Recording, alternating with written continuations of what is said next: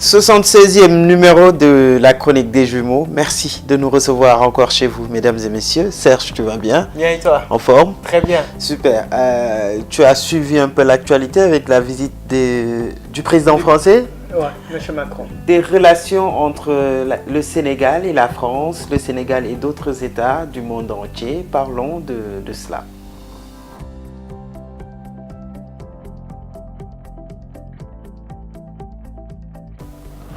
Donc je l'ai dit, le Sénégal, comme tous les autres États africains, entretient une relation très particulière avec la France, même si il a des échanges avec tous les autres pays du monde, en tout cas la majorité des États du monde. Malheureusement, le constat qui est fait, c'est que souvent les États africains sont perdants dans ces relations-là. J'ai même vu d'aucuns critiquer l'accueil qui a été réservé au président de la République française lors de sa dernière visite au Sénégal. Et tout cela est parfois l'objet de frustration au niveau des populations. Finalement, des marchés publics, des marchés donnés aux Français qui viennent, comme quelqu'un l'a dit, offrir 25 francs et repartir avec 500 francs.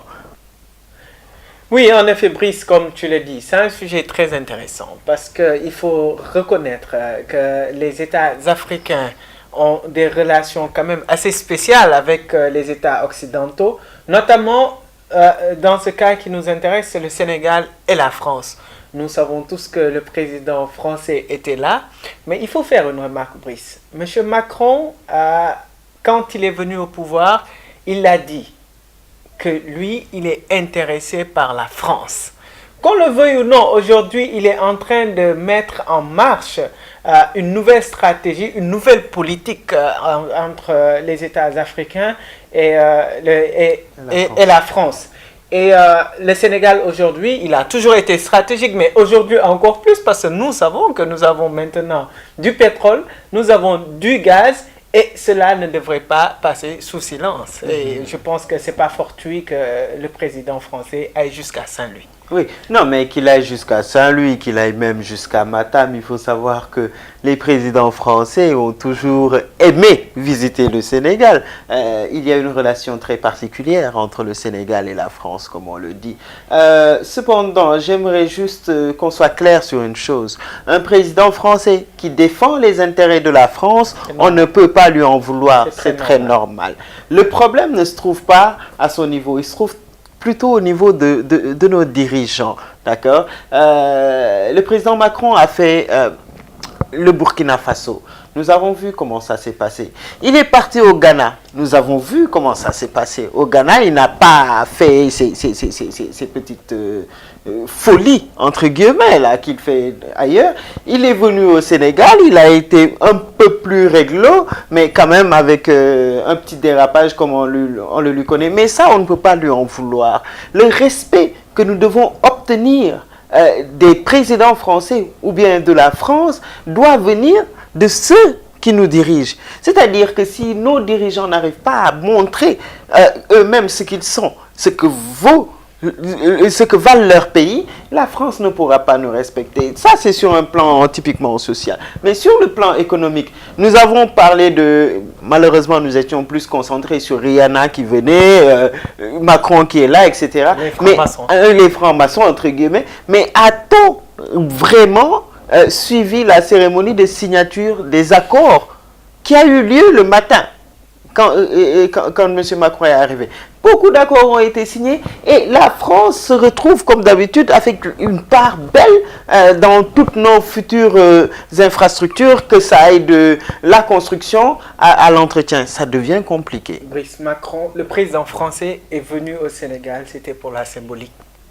Mais il faut reconnaître que le Sénégal, en tout cas les entreprises françaises, ont une emprise sur notre économie depuis très longtemps. Et il faut dire qu'aujourd'hui, ceci va crescendo. Maintenant, moi, comme tu l'as dit, on ne peut pas en vouloir au président Macron. Quelqu'un qui défend son pays, il est élu pour ça. Mais comment nous, nos dirigeants se comportent devant le président français? Comment même notre opposition se comporte devant le président français? Moi, le jour de son arrivée ou des manifestations, on me dit qu'il y a des gens qui sont allés manifester devant l'ambassade française. on me dit que l'opposition a voulu rencontrer M. Macron pour lui dire ses doléances. Ah ben c'est tonton qui est là, on lui dit ce qui ne va pas. Cet esprit paternaliste-là, il faut que ça change. Si on a des problèmes, on n'a qu'à les régler entre nous. Je ne comprends pas que Macky Sall, le président Macky Sall, doit faire appel à la France pour régler des problèmes internes au Sénégal.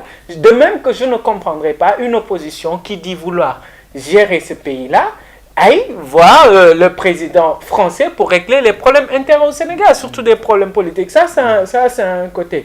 Maintenant, l'autre point, il ne faut pas omettre ça.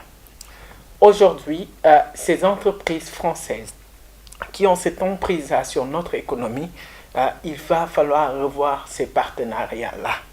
Parce qu'il ne faut pas oublier, Brice, que nous allons devenir un pays pétrolier.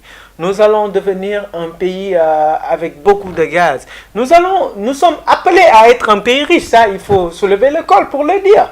Mais à ce rythme-là, si on doit être riche pour que d'autres en bénéficient, autant rester dans notre petite émergence en voie.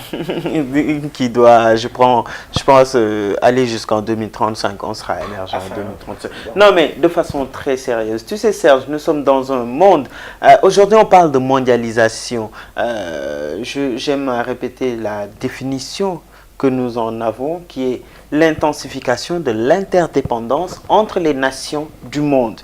Et quand on parle des nations du monde, on parle de leurs systèmes politiques, sociaux, économiques, etc. Donc les échanges, ça ne peut pas manquer. Il faut forcément qu'il y ait échange. Absolument. Le Sénégal ne peut pas être un pays isolé, tout comme la Côte d'Ivoire ne peut pas l'être, tout comme le Mali ne peut pas l'être, tout comme la France ne peut pas l'être. Chaque pays compte sur un autre pays. Mais renégocions les termes de l'échange. C'est-à-dire que le président sénégalais doit être en mesure de dire à M. Macron, voilà, vous avez, si vous voulez, la matière grise dans tel domaine, j'y fais appel, mais attention, à compétence égale avec un local, je choisis un local. Ça, c'est un élément.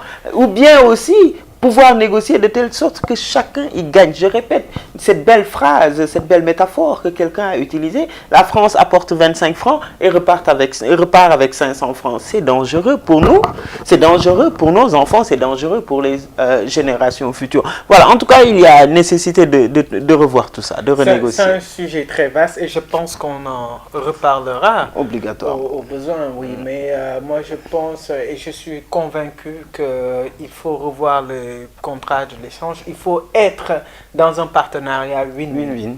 D'accord? Ouais. Parce que les choses ont évolué. Mais Brice, avant de terminer, je voudrais quand même lancer un appel à nos amis panafricanistes.